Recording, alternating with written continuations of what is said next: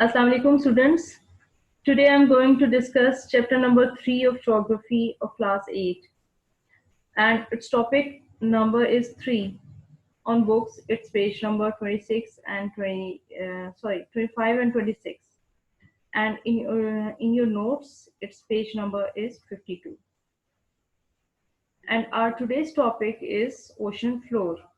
As you know, like land surface, the surface of ocean floor is not uniform as well. It means के जैसे land surface के ऊपर कहीं पे mountain, कहीं पर डेजर्ट, प्लेन या प्लेट्यूज वगैरह हैं, इसी तरह ओशन फ्लोर का जो सरफेस है वो भी इवन नहीं है. ओशन फ्लोर पर भी कहीं पर प्लेन सरफेस है, कहीं माउंटेन और कहीं बहुत बड़ी डेप्थ्स पाई जाती हैं.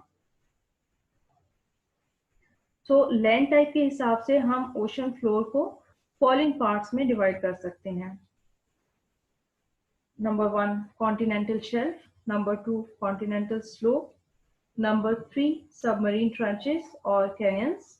Number 4, ocean basin and mid-oceanic ridges. Now I'm going to share a simple diagram on screen to explain all the types of ocean floors. Okay, let's start with continental shelf. Let's see its diagram first. Its definition first.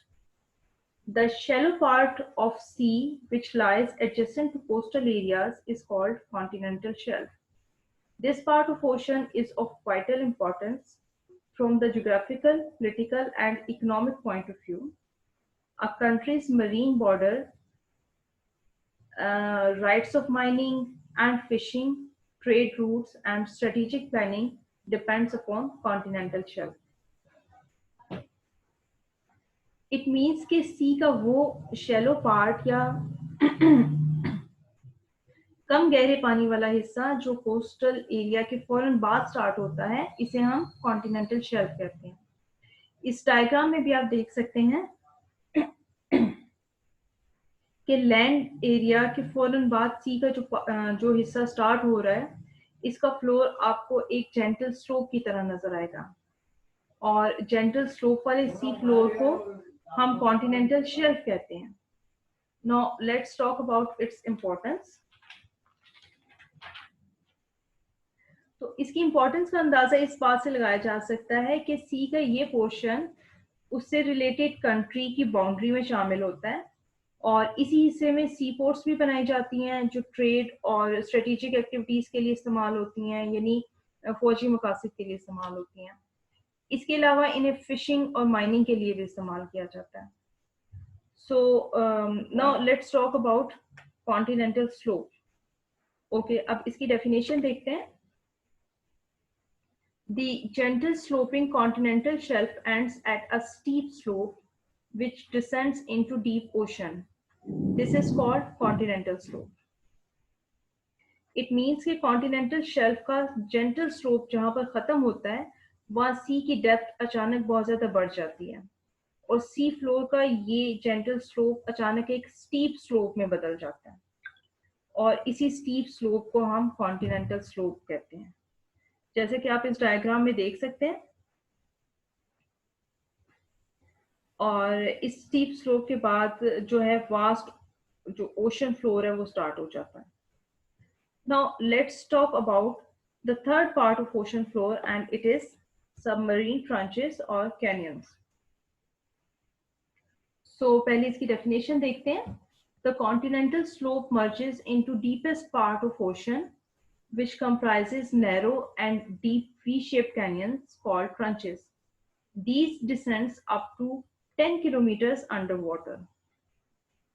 It means कि ocean floor के ऊपर जो बहुत बड़ी-बड़ी खाइयां या depths पाई जाती हैं, इन्हें सबमरीन ट्रंचेस कहते हैं, और ये ट्रंचेस जो हैं ओशन फ्लोर से 10 किलोमीटर तक डीप हो सकती हैं, जैसा कि आप इस डायग्राम में भी देख सकते हैं.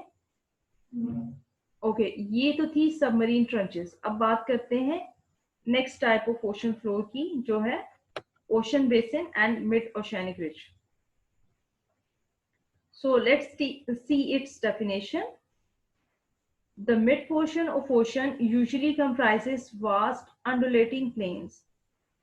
This part has an average depth of 4,500 to 6,000 meters.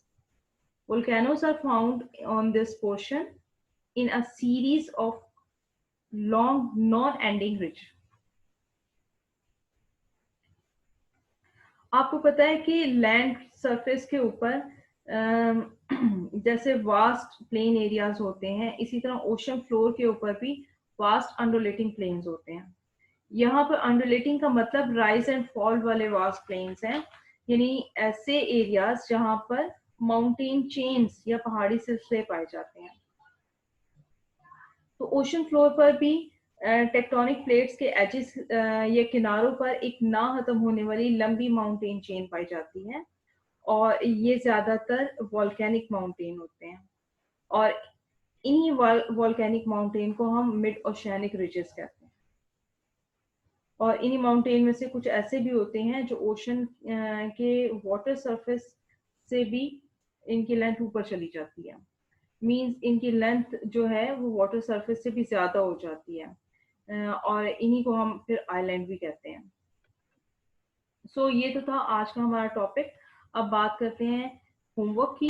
तो इसी टॉपिक से रिलेटेड आपके ज्योग्राफी नोट्स में लॉन्ग क्वेश्चन नंबर 3 है, चैप्टर नंबर 3 का, और लॉन्ग क्वेश्चन नंबर 3 को आप लर्न भी करेंगे और राइट भी करेंगे और अपनी नीट कॉपीज पर। और ये भी बताती चलूं कि पेपर पॉइंट ऑफ व्यू से ये क्वेश्चन बहुत इंपॉर्टेंट है, अक्सर ये पेपर्स में आ जाता है। So prepare it. Okay, till then अल्लाह हाफिज।